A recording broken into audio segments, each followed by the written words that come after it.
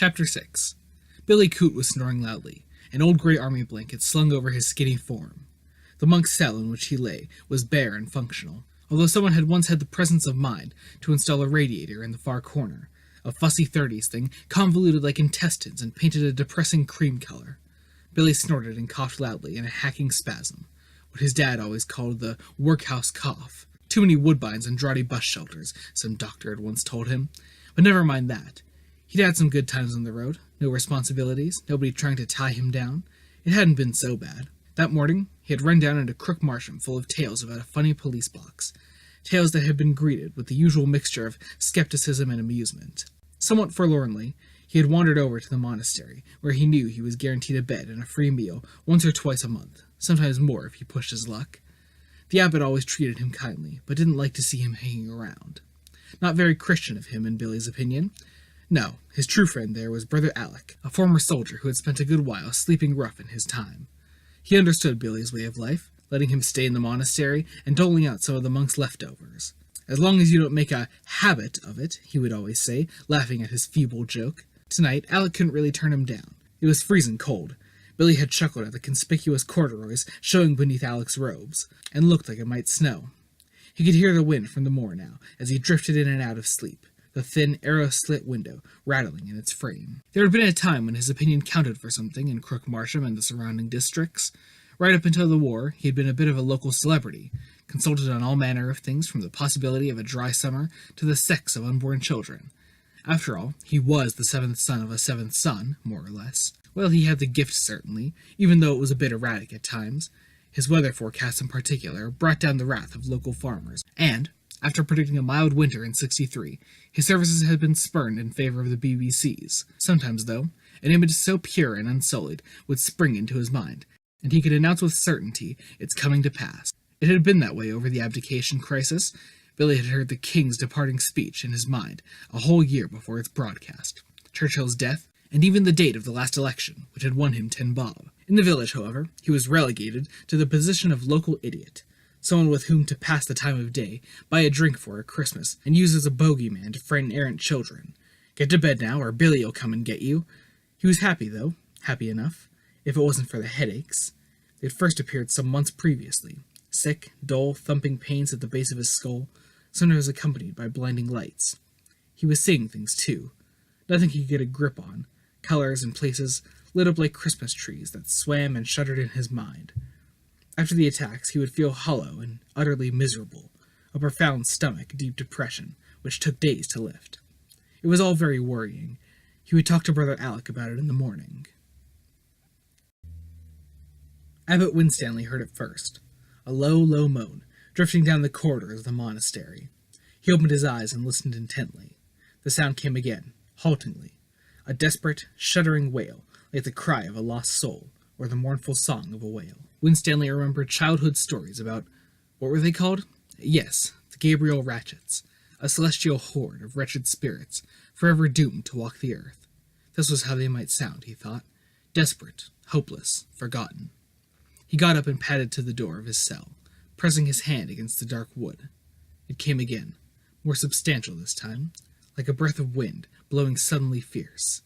Winstanley slipped on his shoes and opened the door. The corridor beyond was completely empty. He looked up the passageway towards the great hall, and then down towards the kitchens. Nothing. Only a hollow, silent darkness. He caught his breath sharply, as the moan sounded right by him, fluttering the hem of his habit, and creeping down the back of his neck. He shivered, wishing he were not alone in that sad corridor. If only the doctor had returned. Winstanley had derived great comfort from the newcomer's arrival. Somewhere, deep in the monastery, a heavy door creaked and slammed shut. Winstanley jumped out of his skin and ducked back into his room, shutting his own door with sweaty hands. Billy Coot's door swung shut of its own accord, and the old man's face jerked in response. The air about his sleeping body seemed curiously stirred, whispering around the grizzled locks of hair, teasing at the wide-open, staring eyes, which had turned as black and opaque as coal in a snowman's face. Holly felt herself falling. The man's grip on her arm had become intense, painful. His hand felt hot and searing, as if it were burning into her skin. His face seemed to balloon before her heavy eyes, the mouth expanding into a gaping hole. Holly could see things in his opaque eyes and felt strangely comfortable. It would be so easy just to let go. So easy. The man's shape seemed to shift and change, his skin blurring and glittering like burnished metal. Light began to trail from his hands and eyes. Holly turned leaden eyes to gaze into his face. The mouth was huge now, red lips and teeth glistening with spit. "Holly!" She turned. VJ had strolled into the room and was staring in disbelief at the miasmic cloud into which Holly seemed to be sinking. "Holly!" he called again, desperately thrashing his arms at the insubstantial entity. There was a crackle of energy, and VJ was tossed across the room, hitting the wall with tremendous force. He picked himself up, clutching his bruised chest, and stumbled towards Holly.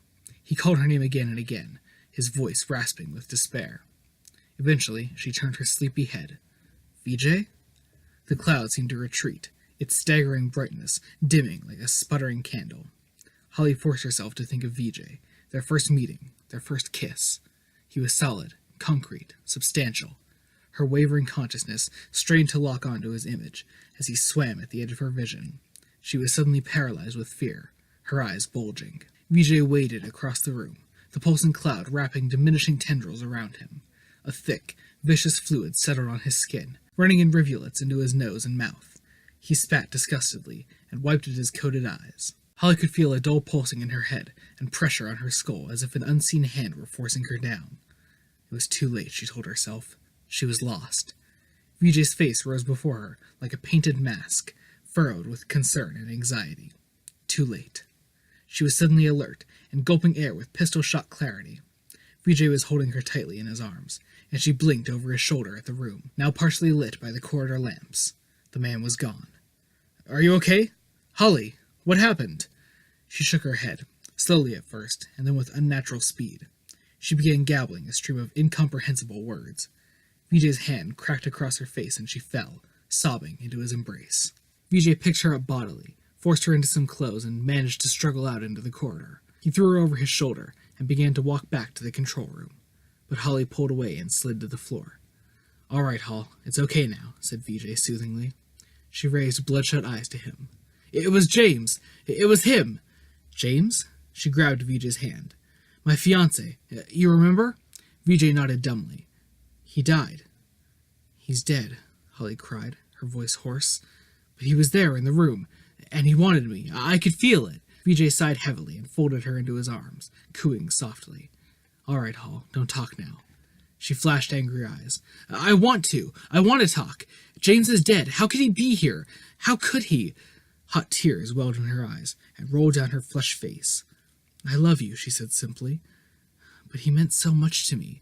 You must understand." "I do," said VJ, stroking her hair. "I do." Whatever he had seen in the room was certainly unearthly.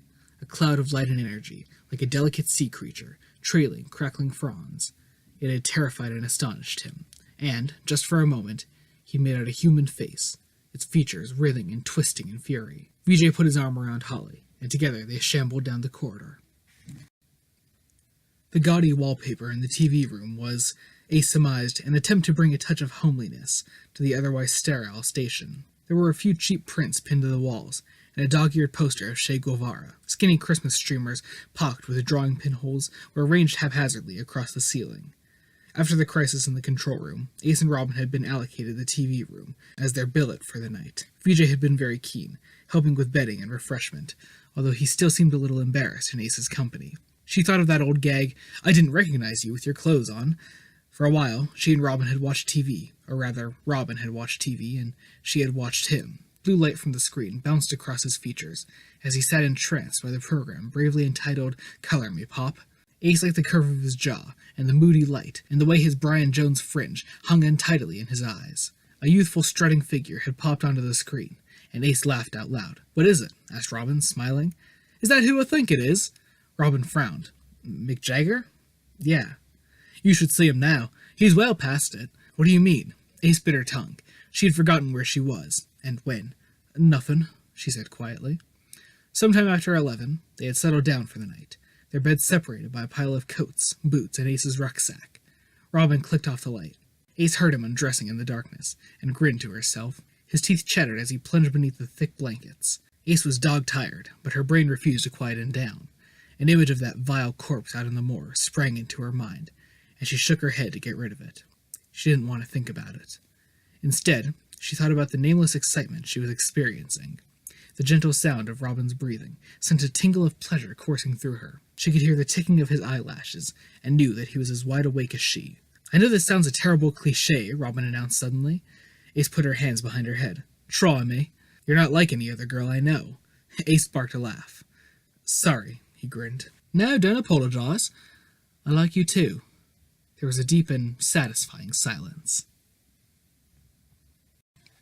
A thick mist hung about the base of the minster, gathering in eddies inside the crumbling yellow niches. Tim Medway strolled to his car, rubbing his hands together to keep warm, and looking around him at the awakening city. He smiled. Daylight was bleeding through the dark blue of night, and milk bottles greeted the morning with a chorus of chinking. Colored bulbs hung across the street like strings of paste jewelry, swaying slightly in the cold wind. This was Medway's first time in York. Arriving mid-afternoon the previous day, he'd found himself so enchanted by the labyrinth of winding streets and tea shops that he decided to postpone his appearance in Crook Marsham. Old Trevithick could wait for his interview, probably had nothing better to do anyway. Instead, Medway had buttoned up his overcoat and thrown a long scarf around his neck, enjoying the undercurrent of Christmas which bubbled within him. Bay-windowed shops glittered with antiques and wooden toys, motley collections of old ship's instruments, Victorian dolls, angels, rocking horses, and merry-go-rounds. It was like some childhood ideal, he thought to himself, grinning in excitement, a composite of Dickens, John Masefield, and C.S. Lewis, resonant of a kind of Christmas he had never known, yet seemed to remember all the time. His reflection, tall, tanned, and good-looking, stared back at him from every window. He'd eaten well, drunk just a little too much, and stumbled to his hotel through streets bunched so close together the buildings on either side almost touched. There was a frost ring sparkling around the moon, and the distant brassy music of a Salvation Army band drifted towards him. He had wished everyone and anyone a very Merry Christmas. Now it was Christmas Eve, and he had woken early, crisscrossing his hands behind his head and listening intently to the peal of bells. When he found the car, it was rimmed with frost, and he had scraped away at the windscreen with a little plastic spade until it was clear. He let the car tick over for a while, warm air blasting through the interior, and took out a brand-new map from the glove compartment. Crook Marsham was 6 miles to the west. Shouldn't take him long. Time for a nice leisurely breakfast in the village before he made his way to the... what was it called? The Dalesview Residential Home. Medway switched on the windscreen wiper and pulled out Trevithick's file from his briefcase. Edmund Trevithick, he announced to himself. Born May 12th, 1898. Educated Repton School, blah, blah. He turned a page and pulled out a couple of photographs of the young Trevithick. No formal training. Joined Action Rep, 1923. Went to Hollywood in the 30s. Came back for World War II. Distinguished Service Medal. Medway pulled a face, surprised. Films include Flames of Passion, 1946, Sword of Araby, 1949, The Man from the Ministry, 1951, There's Someone in My Trousers, 1965, best known for his TV work in the last years of his career, especially the popular Nightshade serials, 1953 to 58, retired in 1966, family, married, Margaret, died 1956, one daughter Paula, died 1967, and granddaughter. Medway closed the file, put the car into gear, and reversed into the misty street. When the confirmation had come from Joe Mason, he'd watched some of the old man's work. Nightshade he remembered well, of course, but he was most impressed by Trevithick's tremendous output of television plays and his delightful sparring with Gilbert Harding on What's My Line. All in all, he was rather looking forward to the interview. It would certainly bring a touch of excitement into the old boy's retirement. Edmund Trevithick picked up his umpteenth glass of whiskey with a shaky hand. Early light blotched the taproom carpet in pools of milky blue. Locock and Lawrence Yedden lay sleeping in the positions they had assumed upon entering the Shepherd's Cross the previous night. Both had collapsed, as if utterly exhausted, causing grave concern amongst the remaining customers. They had fallen into a deep sleep, resisting all attempts to get them to bed. Trevithick had taken charge, bringing blankets and pillows from the airing cupboard and sending the old man with the arthritic hands to check on Betty. He had returned, saying her door was locked and it seemed wise not to disturb her. Trevithick himself, however, had not slept well. His mind fizzed with unanswered questions. Events had been curious enough before, but now, that creature, it was fantastic. He heard a mumbling groan behind him, and turned to see Locock stirring in his blanket-covered chair. The policeman's lively, humorous face now seemed heavily jowled and tired. He rubbed his eyes and looked blearily around him. Trevithick pushed a whiskey into his hand, and he drank it gratefully. "What happened out there?" said Trevithick, immediately pouring another drink. Lockhart gulped it down, and waved his hand about. "Don't know. How long have we been out?" Trevithick looked at his watch. "It's 9:15. You got back about 10:30 last night, and you've been asleep ever since. We couldn't wake you." Lockhart shook his head and rubbed his face, his cheeks making a slapping sound like wet liver. "We got as far as the Moor Road," he said at last, cradling the whiskey glass in his hands. "And we were just talking about who we should contact in York. Then—" Trevithick looked up expectantly. "Then? I felt it first. Sickness, nausea, waves of it, like we were on a rolling ship in a storm. I felt awful. And we could see Lawrence did too. He almost lost control of the car. We stopped for a bit and then tried to carry on, but it was no good. It was like a physical barrier stopping us getting out. We were both sick in the car." Trevithick frowned. "Anything else?" Lockhart nodded slowly. "Oh, aye, plenty. That's why we came tearing back here like a couple of nutters. We both felt this terror." He threw his hands up hopelessly. "That's the only way I can describe it. Overwhelming terror. Hysterical we were, as if something was coming over the moor to get us. I've never been so scared in my whole bloody life." He finished off the whiskey. "George," Trevithick put a hand on the policeman's arm, "there's something happening in this village. I think it's beyond any of our understanding, but we've got to do something. Pool our resources, get all the facts together." Lockhart grimaced. "What facts? What do you think is happening?" "I don't know. Listen, I know this is going to sound incredible, but last night, when I was walking home—" "How's Betty?" said Lockhart suddenly. "Christ, I forgot all about her. How is she?" Trevithick put up his hands. "It's all right. I sent someone up to relieve young Robin, but he'd locked the door. We didn't want to disturb her. She's fine, I'm sure. But listen, last night, Lawrence sat bolt upright in his chair, blinking his eyes in confusion. He looked at Lockhart and Trevithick with a puzzled frown as if unsure of who they were. Then he threw aside his blanket and clattered across the room to the stairs. "Lol, it's all right," called Lockhart, getting to his feet. There was grim determination in Lawrence's tired face as he sprinted up the stairs to the bedroom. He glanced down absently at the carpet, which seemed to be wet through. "Betty?" He hammered on the door. "Betty, are you all right, love?" He tried the door. It was locked. "Robin?" His shoes squelched on the sodden carpet. "Betty? Robin? Come on, son, open the door." He could hear the alarm clock's muffled ticking. Lockhart and Trevithick appeared behind him. "Betty?" His voice was tinged with panic. He put his shoulder to the door and the frame cracked, sending paint flakes to the floor. Lockhart leant his shoulder against the panels, and the two men slammed against the woodwork with all their strength. The door split from the hinges outwards, and they almost fell into the room. Trevithick hovered in the doorway and stumbled as Lockhart backed into him, pressing his sleeve to his mouth. The room smelled rank. Furniture and clothes lay scattered, and the window was missing entirely, as if punched out cleanly by an unseen hand. In the center of the devastation stood the double bed, tilted slightly towards the wall. The thick eider-down was pulled up to the pillows, completely covering the shape underneath. A wide green stain like fruit mold was spreading across the embroidery. Trevithick held his breath and crossed the threshold.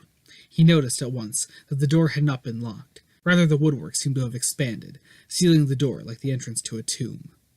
Lawrence sat down calmly on his side of the bed and folded back the eider-down. Betty Eden glared back at him, her features horribly contorted and stretched back like perished rubber. Broken capillaries zigzagged across her flattened face. Lawrence let out a howl of grief and made to grab his wife's shoulders. He jerked back in abject horror as her body shattered in his hands, the skin falling away in brittle shards. For one awful moment he could feel the bones in her wasted arms, but then they too shuddered into nothingness beneath his fingers. Lockhart and Trevithick pulled him off the bed and stared in revulsion as the sheets stirred before them. There was a brief, shocking crack, and then the body disappeared in a cloud of noxious vapor. Lockhart took charge. "Get him out! Edmund, out, quick!" Trevithick dragged Lawrence from the room, whilst the policeman managed to pull shut the remains of the shattered door. Kicking open the door of Robin's room, Trevithick laid the sobbing man on the unmade bed. Lockhart scrambled across the landing, picked up the phone, dropped it, and then clapped the receiver to his ear. There was complete silence. He swore loudly and threw the phone aside. "I'm going to the station. Look after him. I won't be 5 minutes." Trevithick nodded quickly. "Righto." He put a comforting arm around the weeping man beneath him. Posters of unfamiliar footballers and pop stars grinned in innocence at him from the walls. Trevithick felt his breath coming in painful gasps. What the hell was going on? And what should he do now? Events seemed to be slipping out of everyone's control. He looked down at Lawrence and suddenly decided he should pay a little visit to the Dalesview home. If you could find the fellow with the arthritic hands and leave Lawrence in his care for a while. There was something in the top drawer of his dressing table which just might prove useful.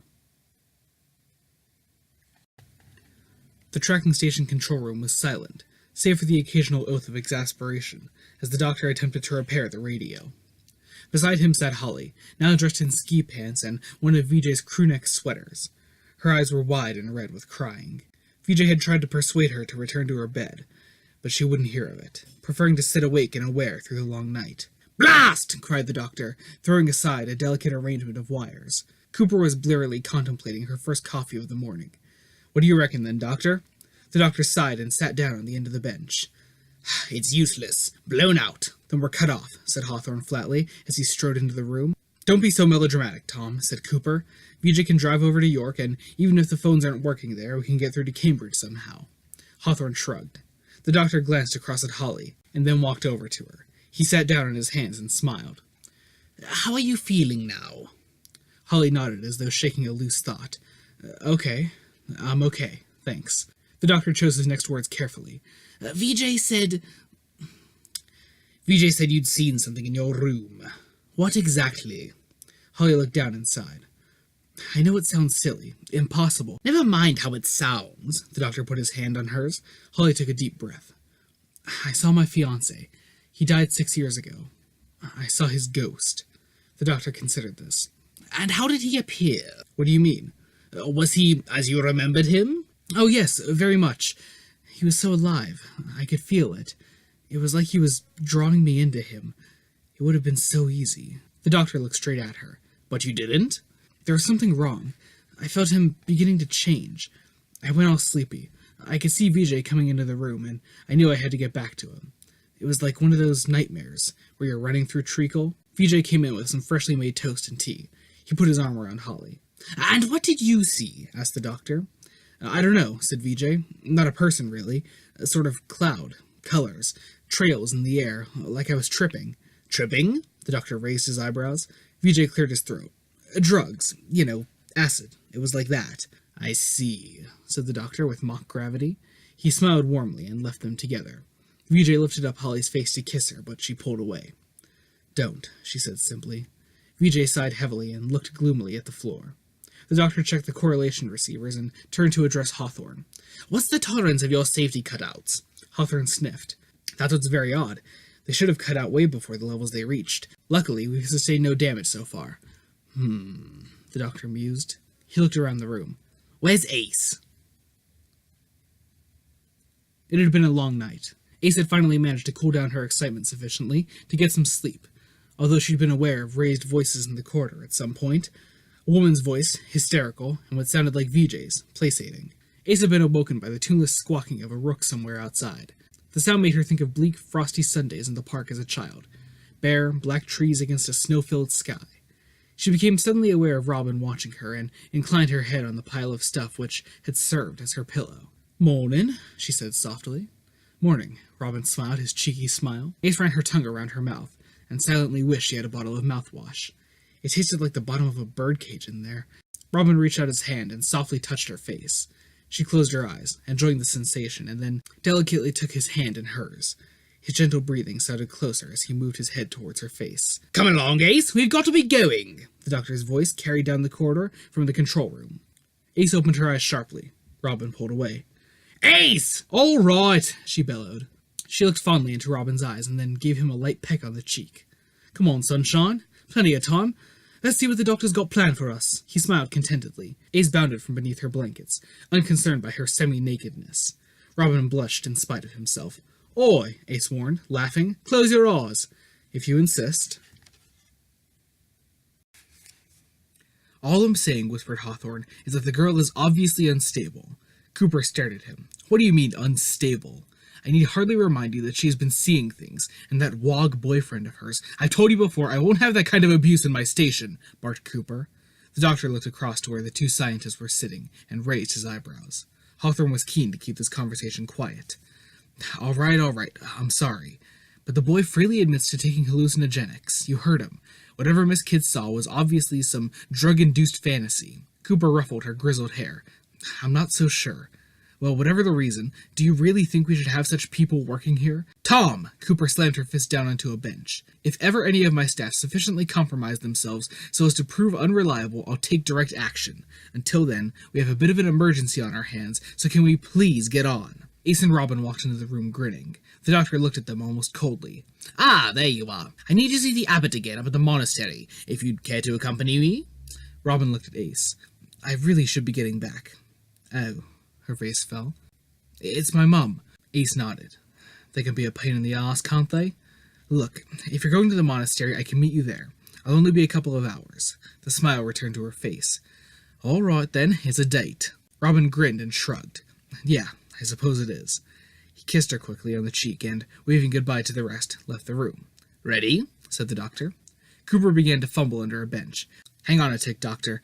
I'll need to get in touch with you if there's another energy surge. She popped up again. Here. She tossed a small black box across the room to the doctor, which he caught nimbly. Walkie-talkie, she said. Not much of a range, but that might work in our favor. It may have survived the blowout. Anyway, if you hear from me, then we'll know. Thank you. The doctor slipped the device into his already bulging pockets. Au revoir. He marched out. Ace gave a general smile to the room and dashed after him. What a funny little man, said Cooper. Outside, the day was fine and cold. The doctor yawned and strode on, Ace struggling to keep up. Doctor, hang on! The doctor didn't stop. Who rattled his cage, thought Ace. She sighed. He was keeping something from her as usual. Why did she always let him treat her like this? She thought of the feel of Robin's hand against her face, his lips on her cheek. He was real, uncomplicated, human. Until then, she hadn't realized just how much she'd missed that quality. On the radio, the Move were urging everyone to call the fire brigade. Medway hummed along tunelessly until static crackled across the frequency. With one hand still on the steering wheel, he fiddled with the dial and cursed as the reception broke up completely. He clicked the dial to off, and the car was silent except for the gentle hum of the heating. The road ahead emerged onto the moor, and he pulled up the car a moment to check his bearings. The windscreen wipers thrummed repeatedly as a fine drizzle swept across the land. Medway craned his neck and saw the old bus shelter with the road sign by it. Crook Marsham, 1 mile, he smiled to himself, pressing down on the accelerator. The road across the moor was narrow and black, rain glistening on its old surface. Black and white posts studded with hexagonal reflectors appeared every few yards. They were quite tall in order to project, Medway assumed, above the deep snow which doubtless struck the area. He fumbled in the glove compartment and pulled a succession of keys, loose change, and chocolate wrappers onto his lap before finding a crumpled packet of Camels. He clamped his lips around a cigarette and struck a match off the dashboard, drinking in the smoke hungrily. Shame he wouldn't be in London for Christmas. It was always the best time to be there. Anyway, what did he have to go back to now? Since Julia left him, he'd spent 2 Christmases alone with the dog, falling asleep in front of Alistair Sim on the box and a bottle of whiskey on the table. It was a terrible time to be alone, and no one, he thought, ever thinks it can happen to them. He certainly didn't, not after the Christmases he used to have.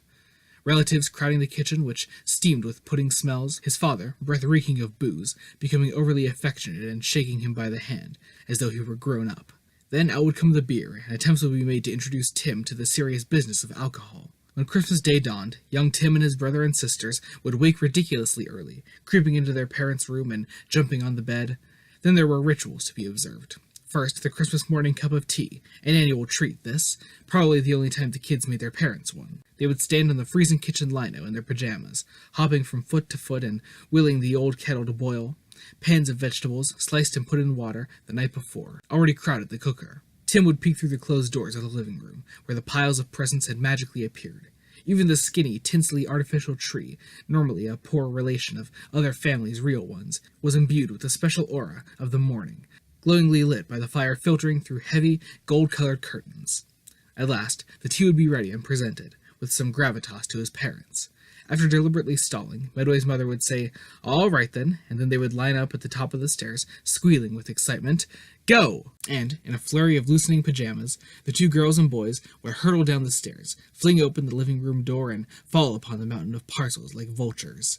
Medway smiled to himself. He always meant to get back home for Christmas, but somehow never got round to it.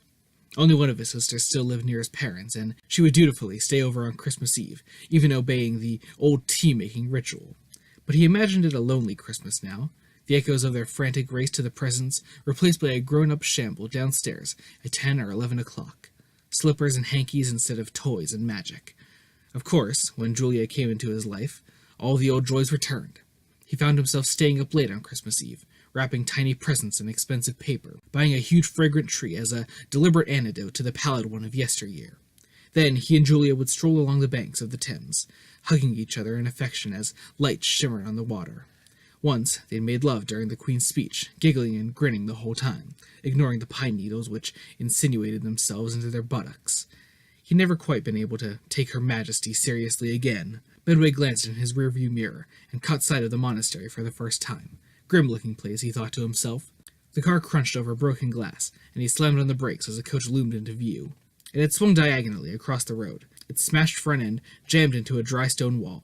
Clouds of steam billowed from the engine. Medway's blood ran cold as he saw the limp body of the driver hanging through the shattered windscreen. He pulled the car onto the side of the road and jumped slightly as bewildered figures began to emerge from the steam.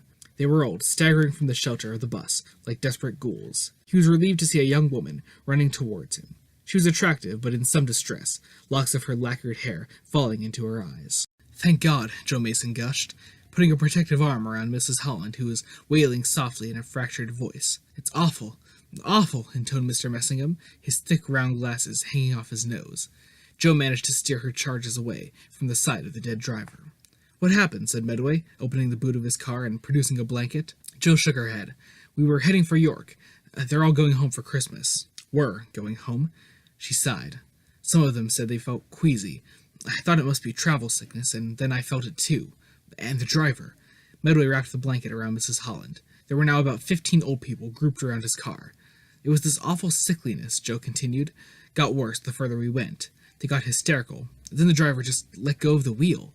She looked over at the driver. "Poor sod." Medway regarded the shivering group before him. "Well, you can't stay here. I can drive you down to the village in shifts. No, I've got a better idea. The monastery's closer. They're all in shock. I'm sure the monks will help. You could take the frailest in the car. I'll walk the rest. It's not far." "Right. Thanks. Tim Medway." He offered his hand. Joe reacted. "From the BBC?" He nodded. "You're not—" "Joe Mason. It's my Mr. Trevithick you come to see." "Is he—" Joe shook her head.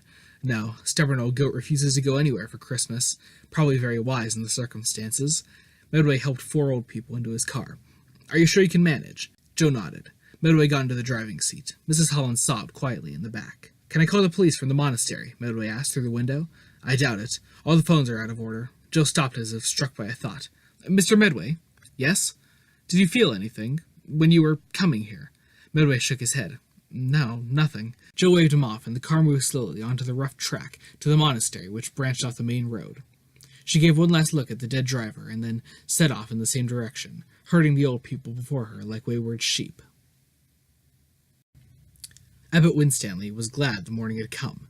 He had lain awake half the night, anticipating the return of that mournful wail, eventually succumbing to sleep in the early hours. Now, despite his exhaustion, he was up and about. He had already observed the usual patterns of prayer, spoken at length to Brother Alec about letting that awful old tramp into the monastery again, and outlined his plans for the Christmas Day menu to old Minnie the cook. He was supposed to be finding a relevant biblical passage to read for his fellow monks, but instead was sitting in his study, staring at the previous night's fire. Terrible doubts gnawed away at his mind. How long had he been in this wretched place? 20 years? From novice monk to abbot. 20 years of kneeling and praying and abstaining in the service of his faith. He laughed a little to himself. Faith in what? An increasingly godless generation locked on a course of self-destruction? A youth culture which worshipped sexual ambiguity and promiscuity? Or was it faith in the God who had created them all? Well, that was the problem, he thought to himself. He didn't really have faith at all. Not anymore. He wanted to. Oh, how he wanted to. Faith like the burning sense of right and fulfillment he had once possessed, the faith which had sustained him through a turbulent youth. What was left now? He was as old and hollow as the monastery itself, running a cottage industry that saved money, not souls. He glanced through the latticed study window and saw the doctor and Ace heading towards the entrance. His heart leapt. If anyone could help him with his crisis of faith, it was the doctor. He seemed so wise, so much older than he appeared, like a man standing on the bank of time, unconcerned by the furious flow of the years. A few moments later, Ace and the doctor were shown in. "How do you do?" said Winstanley warmly, as the doctor introduced Ace. "Your friend and I have been having some very interesting chats." I'll bet, said Ace, glancing around the room at the bookshelves. Quite a library you've got here, Vicar. Abbot, yes. It's a bit of a hobby of mine. The doctor spread his hands on the desk before him. I won't beat about the bush, Abbot. There are some very curious things happening here. I'd like to see more of your history books, if I may. Winstanley clapped his hands together delightedly. Of course. He pulled out an elegant mahogany stepladder from a niche in the wall and bustled up to the top shelf. Particular period? Any, said the doctor airily. As far back as you can go. Within minutes, Winstanley was handing down volume after volume, pamphlets, guidebooks, and hefty histories. Ace, get looking, the doctor instructed, throwing half a dozen books over the desk. What for? Anything unusual? The doctor's head disappeared into a pile of papers. Ace sighed. This wasn't her idea of a fun morning. Sorting through historical junk was too like a school lesson. She'd seen history, real history. Past and future, and academic substitutes were bound to pale beside that. She glanced at her watch. 11:30. Still a good hour and a half before Robin would get there. Ace let his image swim into her mind as she carelessly leafed through the documents on her knee. She saw him on his bike, just as he had been before she'd seen him. That smile had said everything. If you're not going to concentrate, then you're no use to me. Ace looked up, stung. The doctor was regarding her with inky eyes. Sorry. She looked down at the papers and books, dense with old print. One book, far more modern than the rest, caught her eye at once. Doctor? He raised his eyes from the book in his hands. Is this any good? She said. The doctor moved around the side of the desk and peered over her shoulder. What is it? Called Winstanley, still perched up his ladder.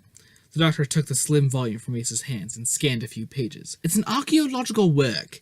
It seems there was an expedition here in 1919. A dig. They found remnants of Paleolithic quarrying. He cast his eyes over the dust jacket. Seems it was abandoned. Under mysterious circumstances. Where was this, then? Said Ace. The doctor looked at her steadily. Ace nodded. She knew where.